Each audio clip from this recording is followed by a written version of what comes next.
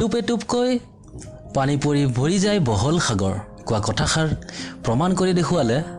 সাধাৰণ শিক্ষক এজনে অলপ অলপকৈ কম কমকৈ ইনভেষ্টমেণ্ট বা বিনিয়োগ কৰি শ্বেয়াৰ মাৰ্কেট জগতত অৱসৰপ্ৰাপ্ত হোৱাৰ সময়ত তেওঁ হাজাৰ কোটি টকাৰ মালিক বা ইনকাম কৰিবলৈ সক্ষম হ'ল সেই প্ৰফেচাৰজনৰ কাহিনী আজি আমি পঢ়িম তেখেতৰ নাম হ'ল শিৱানন্দ মনকেকাৰ নমস্কাৰ বন্ধুসকল জানি থোৱা আনইম্পৰ্টেণ্ট চেনেলটোলৈ আপোনালোকক স্বাগতম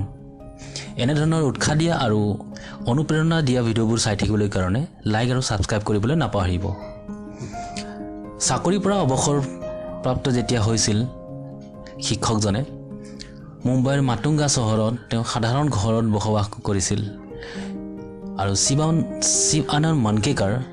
শ্বেয়াৰ মাৰ্কেটৰ জগতত সুনাম কঢ়িয়াবলৈ সক্ষম হৈছিল তেখেতৰ ঘৰৰ মানুহবোৰো প্ৰথমে জনা নাছিল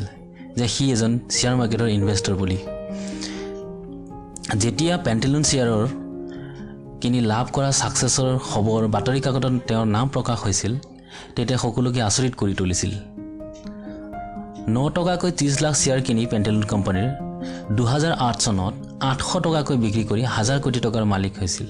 তেখেতে সেই কোম্পানীৰ পৰা তেখেতৰ লাভ 9000% তেখেতে লাভ আৰ্জিবলৈ সক্ষম হৈছিল 2006 চনতো টল ৱাৰ্কাৰ বেটাৰ ভেলু কোম্পানী এটাৰ পৰা বহুত লাভ কৰিছিল তেখেতে শ্বেয়াৰ মাৰ্কেট জগতত প্ৰফেচাৰ ৰূপে জনাজাত হৈছিল শিৱানন্দ মনকেকাৰ এজন সহজ সৰল ব্যক্তি আছিল তেখেতে সদায় এটা ভাল কোম্পানী এটা বিজনেস কোৱালিটি ষ্ট্ৰং পটেনশিয়েল থকা গ্ৰোথ পটেনশিয়েল ষ্ট্ৰং থকা কোম্পানীবোৰত তেওঁ প্ৰায়োৰিটি দিয়ে ইনভেষ্টমেণ্ট কৰিবলৈ কাৰণে গতিকে বন্ধুসকল জীৱনত উন্নতি কৰিবলৈ মনত তীব্ৰ ইচ্ছা শক্তিৰ কৰ্ম কৰি গৈ থাকক সপোনবোৰ বাস্তৱ কৰিবলৈ যিকোনো পৰিস্থিতিত পৰীক্ষাৰ ফল হিচাপে আকলি লৈ নিজকে শুধৰাই বুজাই বা ভুল হোৱাবোৰ আকৌ শুধৰাই লৈ আগবাঢ়ি থাকিব লাগে